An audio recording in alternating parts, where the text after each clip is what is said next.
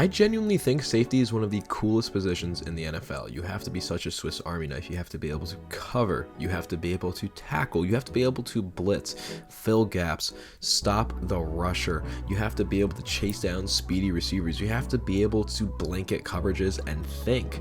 I think safety is one of the hardest, but also one of the coolest positions in the NFL. And of course, there is bound to be forgotten safeties. But you know, at the Gabe Sayers Believer, that's what we do. We look at those forgotten players and give them a little bit more shine.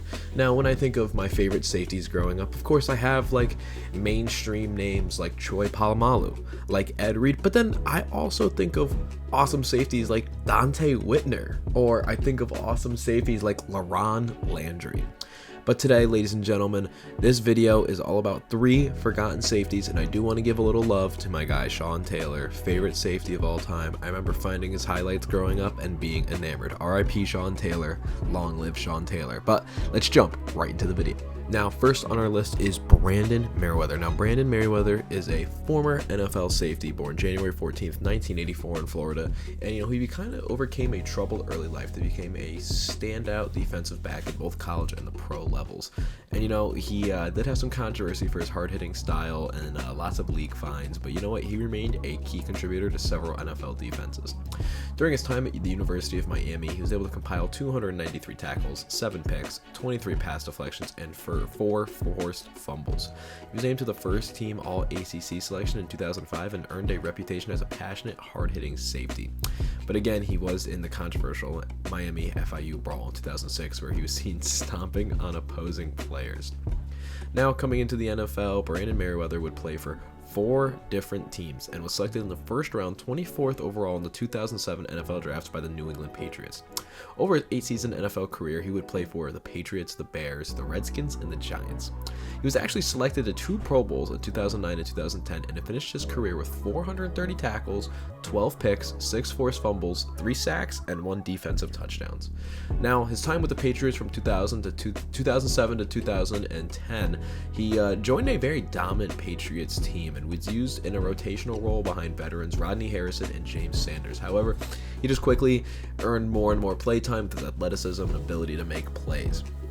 You know, despite his individual success, he kind of developed a reputation for inconsistency and being a little over-aggressive with his plays, often leading to helmet-to-helmet hits, something that drew, you know, attention from officials and flags and league disciplinary.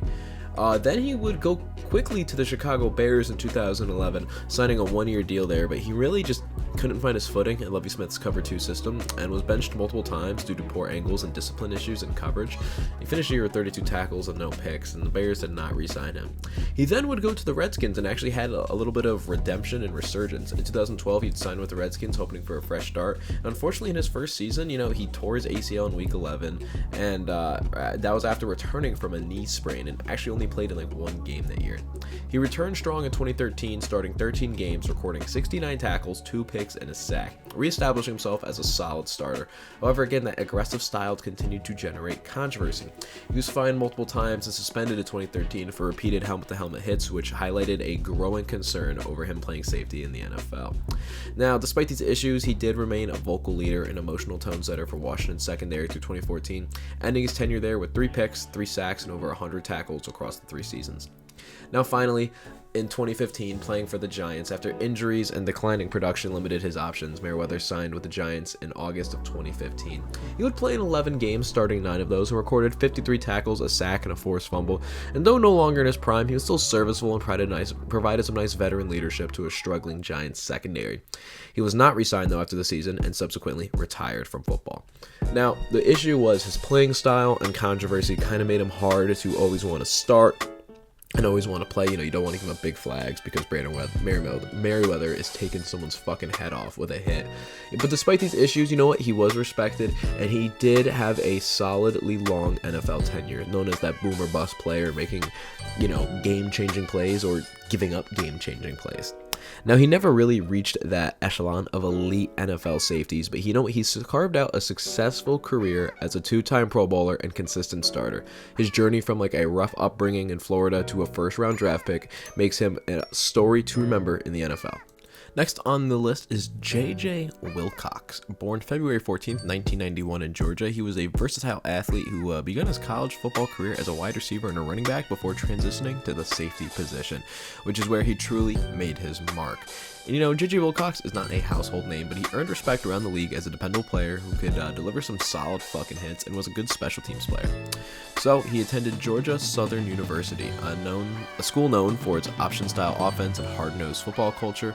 He played wide receiver his freshman year, running back his sophomore and junior year, and then safety as a senior. It wasn't until his senior season that Wilcox actually had moved to that defensive side of the ball, like I just said, which is, an unusual switch to be so late in your college career. But despite the lack of experience, he showed some actually really good instincts, recording 88 tackles, 2 picks, and 3 pass deflections, while also returning kicks and punts. His versatility and special teams prowess made him a standout at the 2013 Senior Bowl, boosting that NFL draft stock. And with that boosted stock, he was able to be selected in the 3rd round, 80th overall in the 2013 NFL draft by the Dallas Cowboys, which was an impressive feat given he only played 1 season at safety. Over the course of his 6-season NFL career, he would play for the Cowboys, the Bucks, the Steelers, the Jets, and the Falcons. He would appear in 77 career games, starting in 39, and finish with 233 total tackles, 6 picks, 16 pass deflections, and 2 fumble recoveries. Now, highlighting that time in Dallas, Wilcox would begin his career at the Dallas Cowboys, entering a secondary in transition. He earned playing time as a rookie and soon found himself starting after a injury to veteran Will Allen. And despite occasional rookie mistakes, he kind of built a reputation as like a nice heavy-hitting downhill safety who wasn't afraid to challenge receivers or stuff the run. By 2014, Wilcox was a full-time starter and recorded 74 tackles, 3 picks, 5 pass deflections, and 2 fumbles recoveries.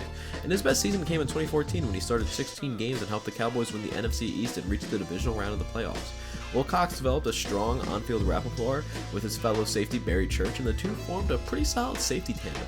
However, Wilcox's coverage skills remained inconsistent, particularly in deep zones, and as the Cowboys moved towards more athletic coverage-focused safeties, his role began to shrink. By 2016, he was primarily a rotational player and a special teamer, and still managed 1 pick and 1 forced fumble in limited duty, but Dallas would let him walk in free agency. Then he would join the Tampa Bay Buccaneers, and he would sign that 2-year deal with the Bucs, but this time it was extremely brief, that was just to say the least. During the final roster cuts before the season began, Tampa Bay actually traded Wilcox to the Steelers in exchange for a 6th-round pick. With the Steelers, Wilcox provided some depth behind starters Sean Davis and Mike Mitchell, and he actually played in 12 games, but again, saw limited defensive snaps, totaling 12 tackles and 1 pick on the season. His aggressive style occasionally got him flagged, and a key penalty during a Week 13 loss to the Bengals cost him a lot of defensive trust. Pittsburgh would actually release him after 1 season. He then would sign with the New York Jets in 2018 and went to bolster their depth at safety during a organized team run. He actually would suffer a torn ACL,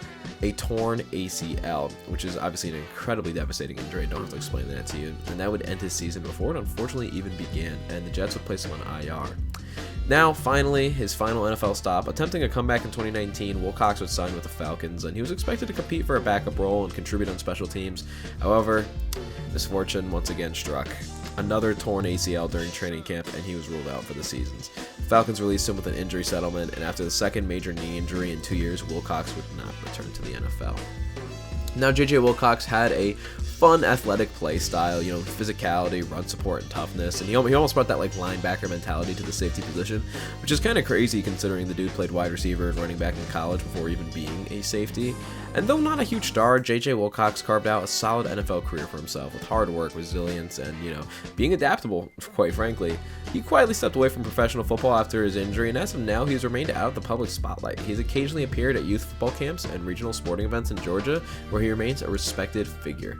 J.J. Wilcox is a solid NFL safety, and I always hated him because I hated Cowboys because I'm a very well-known Commanders fan. But, you have a funny name, Wilcox, and, I have to say that you are a forgotten NFL safety. Finally on our list is Kurt Coleman. And Kurt Coleman is a former NFL safety known for intelligence and leadership and a ball-hawking ability. Born July 1st, 1988 in Ohio, he would play 10 seasons in the NFL and made his mark as a key contributor on multiple teams including the Eagles, Panthers, and New Orleans Saints. Though not the biggest or fastest safety, Coleman actually made a name for himself through preparation, instincts, and resilience, qualities that allowed him to forge a pretty long NFL career.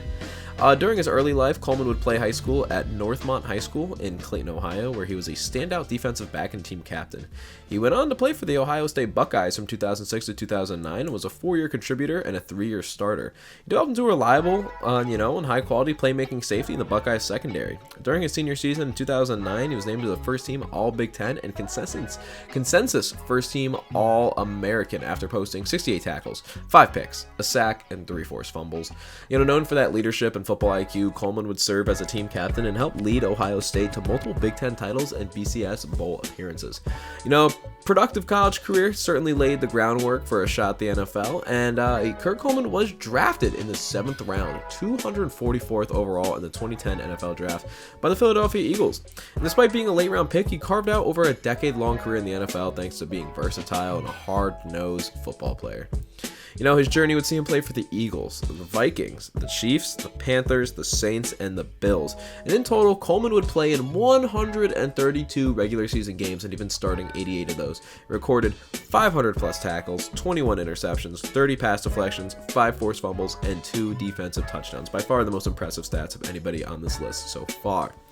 Now, during his time on the Philadelphia Eagles, he went from an underdog to a starter, and he began that career by quickly moving up the depth chart thanks to his strong play in special teams and solid work ethic. And by his second season in 2011, he became a starting safety and had a breakout game against my Redskins where he recorded 3 picks in one game. Absolutely fucking heartbreaking. Fuck this guy. He started 13 games in 2011 and finished with 78 tackles, 4 picks, and a forced fumble. And Coleman would continue to start for the Eagles in 2012, where he notched another 93 tackles and another pick. While he wasn't like a flashy athlete, his awareness and discipline earned him the trust of defensive coaches. However, changes to the coaching staff and defensive scheme in 2013 led to reduced playing times for him. The Eagles actually opted to not re-sign him, and he became a free agent. Now in 2014, he would reunite with Andy Reid, who he played with during the beginning of his tenure in Philadelphia with the Eagles, and would actually briefly sign with the Vikings. But then Coleman would join the Kansas City Chiefs in 2014 under Andy Reid. Used primarily as a backup and special teamers, Coleman would appear in 15 games, starting 3, and managed to grab 3 interceptions in limited snaps, which is a testament to his playmaking instincts. And though he was a rotational player in Kansas City, his performance helped set him up for the next and most impactful chapter of his career. Now let's talk about the peak of Kurt Coleman, and that is his time on the Carolina Panthers. In 2015, he just immediately thrived in defensive coordinator Sean McDermott's zone-heavy scheme and became a full-time starter and had a career-best season, finishing with 90 tackles, 7 picks, 9 pass deflections, and a forced fumble. He was a major catalyst for the Panthers' opportunistic defense, which helps lead them to that 15-1 record and reach Super Bowl 50. He played a key role throughout the playoffs and recorded an interception in the NFC Championship game against the Cardinals. And then in 2016, Coleman followed up with another strong season, notching 95 tackles, 4 pass breakups, and 2 picks, including actually one he got back for a touchdown, and he was named a defensive team captain and became a vocal leader in that locker room. Unfortunately, his production dipped in 2017 due to injuries, but he still remained a core piece of the secondary. And after the season, the Panthers released him in a cost-saving move, ending the most successful stretch of his career. Now, coming up onto the end of his career, he would sign with the Saints in 2018 and, was hoping to add some veteran presence to that locker room, and he started 9 of 16 games, playing alongside Marcus Williams and Von Bell. Though his impact was less statistically significant, he provided important depth and leadership for a team that, made actually a really solid playoff run. He finished the season with 32 tackles and a fumble recovery, and had several key stops and red zone packages. Then in 2019, he would join McDermott for his final season and play for the Buffalo Bills. And he would appear in 4 games during the season, but was primarily used for depth and did not record any major statistics. After the 2019 season, Kurt Coleman would retire from professional football. Now, Kurt Coleman was always a decent athlete, but he was never the fastest or most physically imposing safety, but his value came from his film study, communication skills, and positional versatility. Also, a ball hawk. He excelled in zone coverage schemes that allowed him to read the quarterback and break on the ball. He had a knack for creating turnovers at key moments. And then Coleman's life, after football was he actually became a broadcaster and got into mentoring. He's been involved with some charity work and has been raising awareness for cancer, which is, something very important around him because his father had a battle with breast cancer. Now, in conclusion, Kurt Coleman's NFL journey is one of grit, adaptability, and, really strong play. From a late round pick to a Super Bowl starter and a team captain, he left a lasting impression on most teams that he joined. His career is a true testament to the value of preparation. I think Kurt Coleman is kind of forgotten about and a little bit forgotten just because he did have a quiet end of his career, but Kurt Coleman is a great NFL safety that should not be forgotten about. This video went a little long, but I hope you guys enjoyed, ladies and gentlemen. Make sure you leave a like, subscribe. We're on that road to 1,000 subscribers. We are back, baby. I just graduated college. The grind is back. I am home. It is time to get these videos back on the way. I think I got a forgotten quarterback video that's going to come out after this one too, so make sure you stay tuned for that. I love yapping. If you guys want these videos to be shorter, longer, any feedback is much appreciated. Leave that shit in the comments. Let me know, guys. Make sure you guys follow me on Instagram, Gabe Sayers HS. Link will be in the bio. And make sure, guys, smoke crack, eat drywall. I'll see you guys all again very soon.